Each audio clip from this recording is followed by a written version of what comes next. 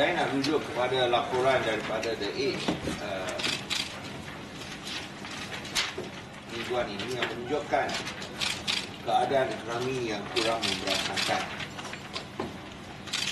Yang paling utama di depan mata kita adalah kadar inflasi sebanyak 4.5% untuk bulan Februari. Ini adalah kadar inflasi yang paling tinggi sejak 2008.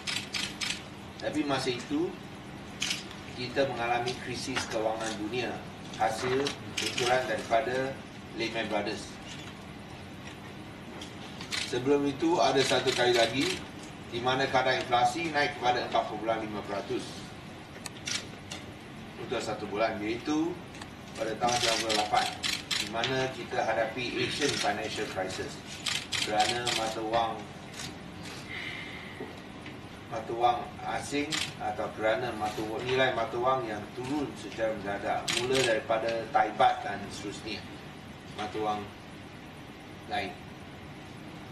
Kita lihat bahawa kita punya hutang naik lagi kepada 649 bilion ringgit. Kalau kita tambah berbanding dengan 2015 ada 131 bilion. Kalau kita tambah itu jaminan-jaminan, semua sekali adalah hampir 840 bilion. 840 bilion.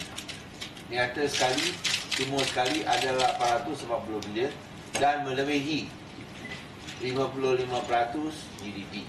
Ini adalah menyalahi undang-undang. Kerana di bawah undang-undang tak boleh melebihi 55% GDP, iaitu hutang kerajaan persekutuan tak boleh melebihi 55% GDP. Tapi di sini kalau kita tambah dengan jaminan ini bukanlah sesuatu yang tidak akan berlaku. Tengok macam PKFZ, Falkland Free Trade Zone. Kerajaan pusat kena bayar kerana ini adalah jaminan. So kita kena tambah jaminan. Jaminan sekali adalah 840 bilion ringgit yang melebihi 55% GDP. Sebenarnya sangat lebih 60% GDP. So ini adalah menyalahi undang-undang, menunjukkan keadaan ekonomi yang kawat, yang serius. Dan kalau kita lihat di sini tentang itu per capita income menurun. Mengapa ia turun?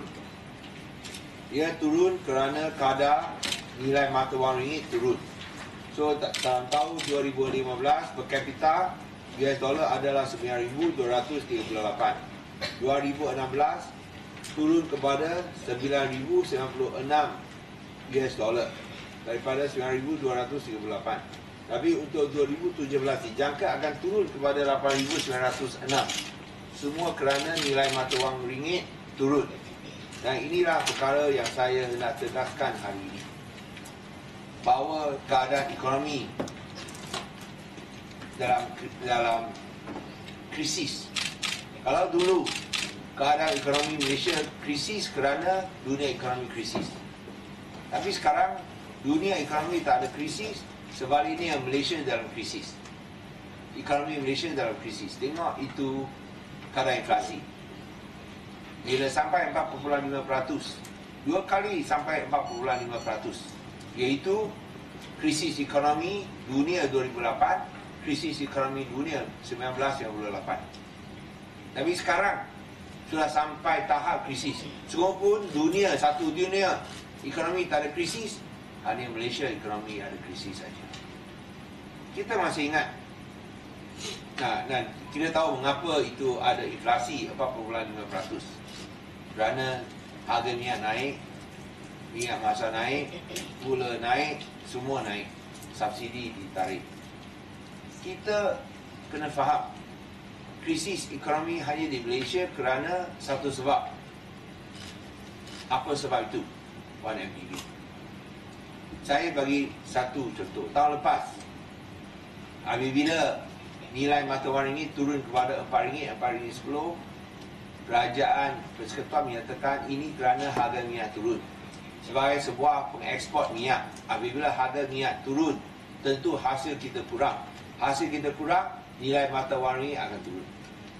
Baik, sekiranya kita mengikut logik ekonomi ini, apabila harga minyak naik, maka hasil kita akan naik dan nilai mata wang ringgit harus naik.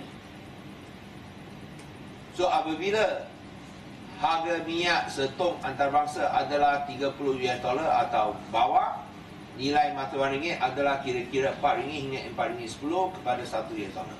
Tapi sekarang harga minyak sudah naik kepada 50 US dollar, 50, 52, 53 US dollar setong. Tapi adakah nilai mata wang ringgit naik tak? Tidak. Sebaliknya turun lagi kepada RM4.45 kepada 1 US dollar. Ini jelas menunjukkan apapun berita baik, sungguhpun harga minyak naik, keadaan ekonomi tidak akan pulih. Nilai mata wang ringgit tidak akan naik kembali kerana pelabur-pelabur semua hilang keyakinan ke atas ekonomi Malaysia kerana satu sebab saja, 1MDB. Ada menteri yang pandai-pandai, mereka selalu suka salahkan parti pembangkang yang boleh menyebabkan ekonomi kita rosak. Dia cakap kita sabotaj ekonomi Malaysia. Wah, kalau kita begitu berkuasa, kita boleh buat banyak untung dalam pasaran modal antarabangsa. Tidak. Ini bukanlah kaitan dengan parti pembangkang.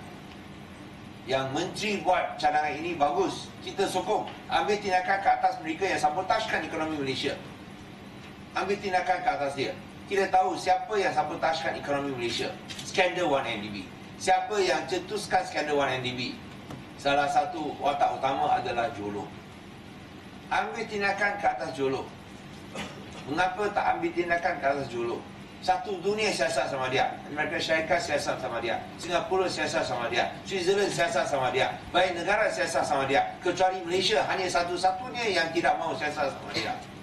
Mengapa Malaysia tak mahu siasat sama dia? Mengapa tak mahu panggil dia pulang untuk hadapi siasatan? Supaya kita boleh settle skandal 1MDB, selamatkan ekonomi Malaysia, pulihkan mata pencarian dan kehidupan rakyat. Mengapa tak mahu minta dia pulang? Oh, dia cakap susah nak cari sama dia. Macam mana susah? Batalkan pasport saja. Batalkan pasport, pasti dia kena pulang untuk disiasat dan diambil tindakan. Supaya kita boleh selamatkan ekonomi dan juga pulihkan keyakinan kepada Malaysia dan juga ekonomi Malaysia. Okey, ada apa-apa soalan? Any questions? I think the figure speaks for itself. I do not need to repeat them here. If the price of oil goes up and yet the value of the ringgit cannot go up, it shows that this is a fundamental crisis of confidence. No matter what good news you throw, not just on the rise in price of oil, all the big mega announcements you make, big mega announcements made by the Prime Minister, no use. It will not have any positive impact. The ringgit will still fall because they have lost confidence as a result of 1MDB. No, recession, I don't think so. Recession means you have negative growth for 2 successive quarters. But what I will say that the problem is that you will not see growth that is spread around. You only see growth in certain sectors. Okay, let's say the price of oil goes up, then you see growth in the petroleum industry. But would there be growth in the retail sector? Now many people are complaining, no business. Will it be spread around? I think that's a very big question mark. And more important than that also is that you may have growth, but if the inflation now is higher than the growth rate, that's not good news, isn't it? For the first time, inflation 4.5%, higher than 4.2% the growth rate. That's not good news. Even though you have growth, but you cannot keep up with inflation rate, that means you are actually, your real income is actually declining and being reduced. You understand or not yet? Yeah. Okay? Alright, thank you very much.